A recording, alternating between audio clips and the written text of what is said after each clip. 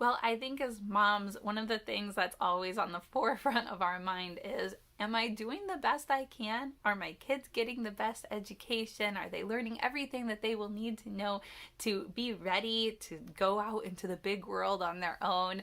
And often we get a little too wrapped up in these thoughts, and they're going to be fine. But there are some serious things to consider, and in this video I want to share with you one of those things that I think we've kind of missed in the last few decades, at least, maybe, especially as Christian educators. I think that there's something that we should be focusing on a little bit more. But before I get into that, I just want to encourage you that your children are God's. They were His first. He loves them more than you do, and He can fix any mistakes that you make, because we make mistakes. Our kids are going to learn bad habits from us. That's just the way it is. But God can fix all of that and correct it, and He will do what He wants also. So take a breath. It's okay, Mama. But that being said, I want to share with you what I think we could be working on a little bit more with our kids.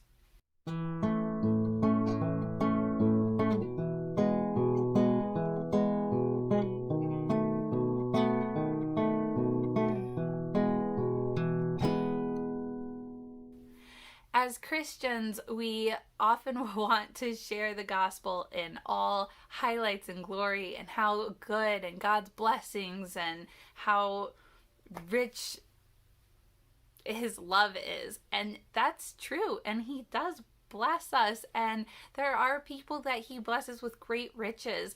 But that's not what He has for everyone. And in fact, in John 16:33, it says, "In this world you will have troubles, but take heart, for I have overcome the world." You will have troubles. There will be hard times.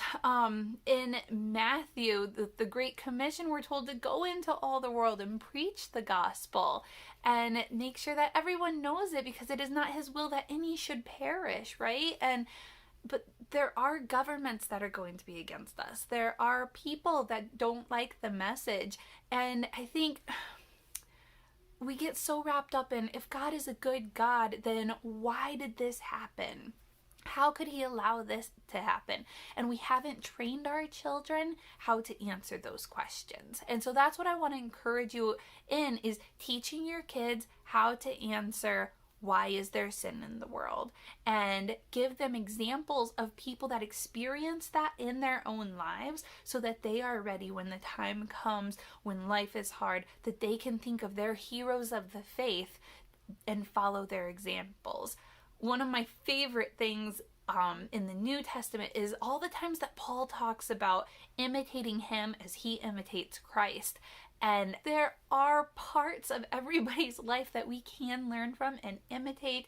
And I don't want those parts of history to get lost. I want my children to know about these heroes of the faith that they can look up to and admire and strive to be like. And of course, Jesus is first, right? And the Bible has so many good stories and has so much to offer us. And that should be our first resource. But there are current stories all around us too, of people that we can imitate, and I think that those are valuable. So speaking of current, I just wanted to share this one first. This is Brave Heroes and Bold Defenders, and it's very age appropriate for the younger ages. So like my 5-year-olds, I enjoy reading this one too. They are just one page like this. Really quick, easy for like a morning basket or a day-to-day devotion. There's 50 in here. I really enjoyed, we read this one, and this was about a man from Japan who was an ambassador during like the Holocaust time, and he was handing out visas so that Jews could escape persecution, and his country said, stop. And he told his wife, I can't stop. These are God's people. And so even as he was like being sent home on train, he was throwing signed visas out the train windows so that people could get away from the persecution, and he lost his job because of it with the government, and a good paying job, and he had to like be a door-to-door salesman afterwards. But so that's the kind of stuff I want my kids to see, that giving up their wealth or giving up their comforts for others, that's what we're called to fight for. We're called to fight for freedom and spiritual freedom for others. So this is a great one for the younger ages. Now, I don't have one of the ones here that I would like to share with you, so I'm going to pop that up on the screen so that you can see it. It is The Light Keepers. I got these through our library, and so definitely check your library for these books. I got this one through our library, and I sat down and I read the story of Polycarp to my kids.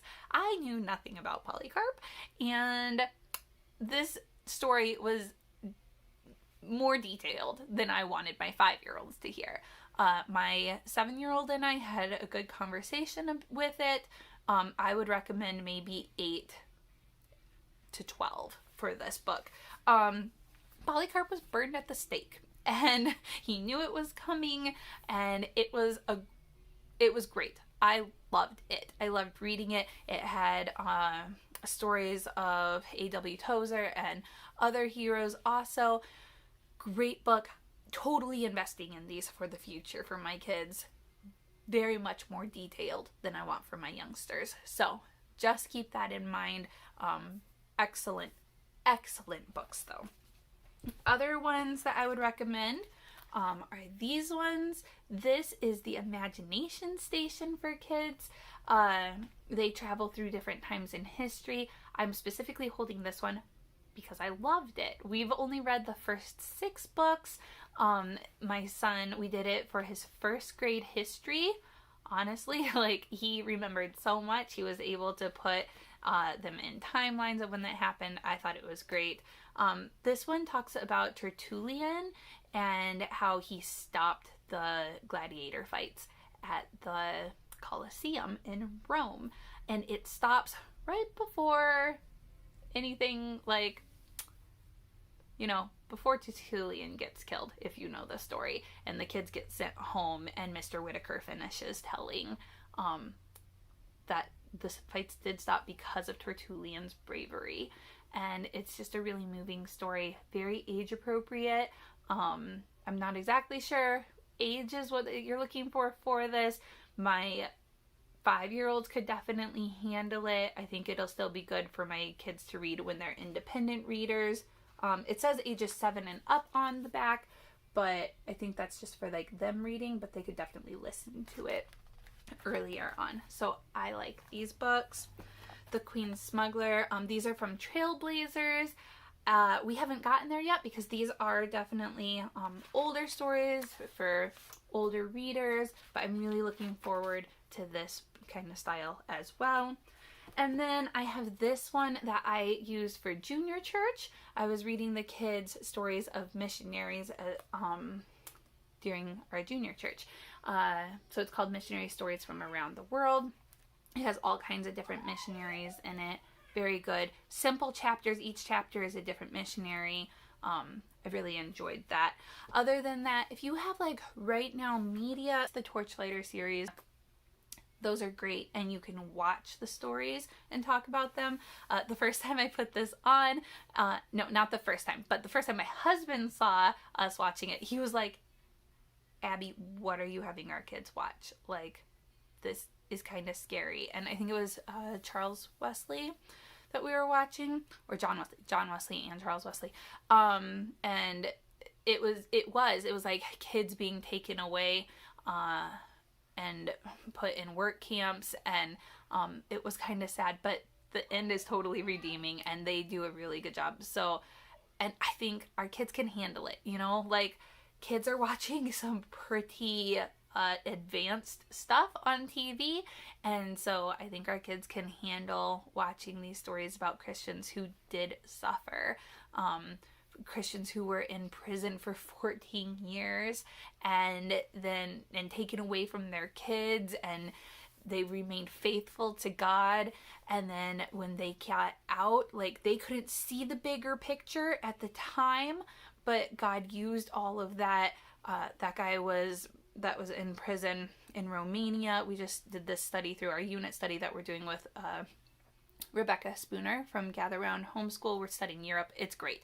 Anyways, but she included the story, and then we watched it, and it was the guy that ended up creating Voice of the Martyrs and giving voices for those who are still dealing with persecution in our world. Like, it's still happening, you guys, and we can't turn a blind eye to this, and we need to prepare our children for this. Like, this is real. So honestly, it doesn't matter, like, if you use one of these resources. I know that there are so many others out there. Just make sure that you're investing in your kids in this way so that they have a strength and a foundation and heroes of the faith to look up to and to recall on, and that they're prepared for whatever the future does have for them.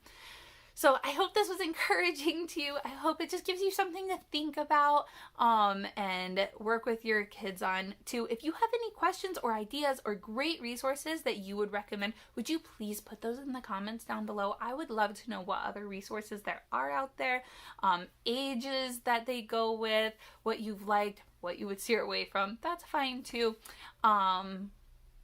Oh, there's like this series. I'll pop it up. Boop. It's that, and it looks so good. It's been recommended from a friend of mine. We have the church history one. I think there's a couple of them. Maybe look into that one as well. All right, that's it, you guys. Thanks for watching today, and I look forward to hearing from you. Make sure to like and subscribe and share with your friends too if you want.